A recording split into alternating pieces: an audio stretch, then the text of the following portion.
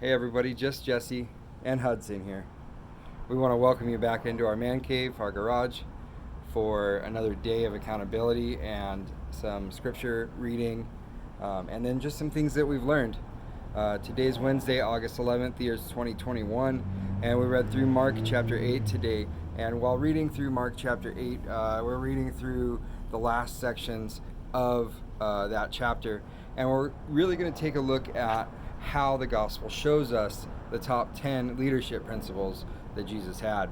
So when you really think about a great leader, who comes to your mind when you think about that?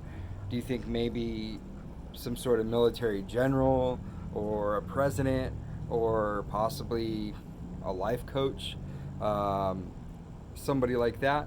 Well, all of those can and are great leaders. But while we look at the Gospels, we see that they really point to one man being the ultimate leader, and that's Jesus. If we really think about it, no one has influenced more people than he has. Jesus never wrote a book or really ever taught in seminary or anything like that. But over the last 2,000 years or so, his movement still continues. Let's take that look at those 10 leadership principles that we can see in Jesus' life according to the Gospels. The first one that we come to is in Matthew chapter 20, verse 25 through 28, and Mark 8:35. There's going to be quite a bit of scriptures here in this, and so we won't have time to really read through all of those here. So really just go and look up those scriptures on your own and see what it's talking about. Bless you, bud. The first one we see is that leadership is servanthood. You can pick that up in Matthew 20, verses 25 through 28, and Mark chapter 8, verses 35. We really see that in order to be a great leader, you have to become a servant. You have to serve. That's what Jesus did when he was here. And he served his apostles. He served his disciples. He serves each and every one of us today. So that is number one on the list. Number two on the list is to let your purpose prioritize your life. Let your purpose prioritize your life. And that we can find in Matthew chapter 6, verse 33, Luke chapter 19, verse 10, John 17, verse 4. We have to make our purpose prioritize our life. So what is your goal in life? Whatever your goal in life is, that needs to be what your priorities show. And that's what that's talking about. Next, we can look at impact comes from relationships and not positions. Really, when you come down to it, there's no better way to make an impact on somebody than to have a relationship, a friendship with them, getting to know them. It's not like you can walk up to any stranger on the street and say, I'm so-and-so, I want to give you life abundantly forever. I mean, Jesus can do that, but we can't. We have no power to give life like Jesus does. So we find those scriptures in Luke 9, verse 6, and John 4, verses 5 through 30. Next, we see that leaders must replenish themselves. Now, you have to take time to build yourself back up, because we're called to be overflowing into other vessels. We're called to pour ourselves out for everyone else. And that can be so exhausting at times. We really have to replenish ourselves during that time as leaders. We can see that in Mark chapter 1, verse 35 through 38, and in Mark chapter 6, verse 31. Next, we see that great leaders call for great commitment. Now, if we are leading our community, if we're leading our household, then we're called to require great commitment back from the people that we're leading. We are supposed to be committed to who we're following. So we're supposed to be committed to Jesus just like the people that are following us as leaders should be committing to following the same path. Not necessarily committed to following us, but committed to following what we're following, and that being Jesus. So those scriptures are Matthew chapter 10, verse 17, and Mark chapter 8, verse 34 through 38. And next, we move on to seeing that a leadership principle in Jesus' life is that he showed security when handling tough issues.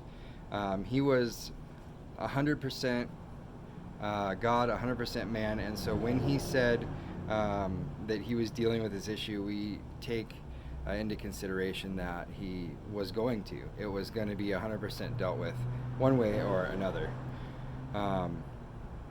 So the scriptures there would be Mark 11, 27 through 33, Luke chapter 20, 19 through 26. And go ahead and again read those on your own time. There's a lot of scripture here. I'll try to drop the scriptures in the about section below. Next, we see that credibility comes by meeting needs and solving problems. We've talked about this before. Like most of these principles, there is a video on most of these principles here, whether it be something that I've done or something that somebody else has done.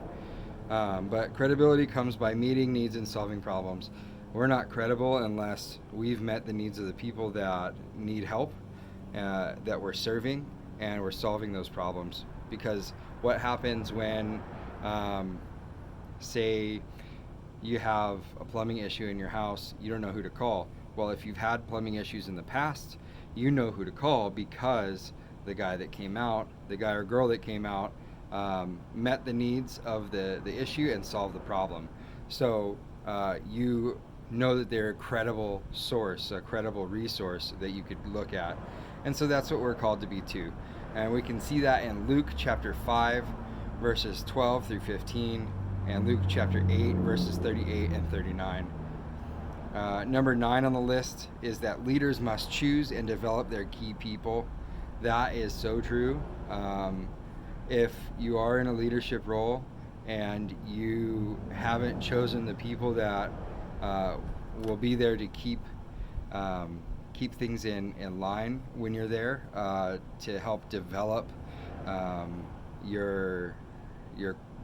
the people that are underneath you, that are following you, really, you have to be super selective, and you have to build them first so that they can go out and build other people for the gospel, which is what we're called to do. And we can find that in Mark chapter 3, verse 14, and Luke chapter 10, verse 1. And last on the list is that there is no success without a successor. There's no victory without a victor.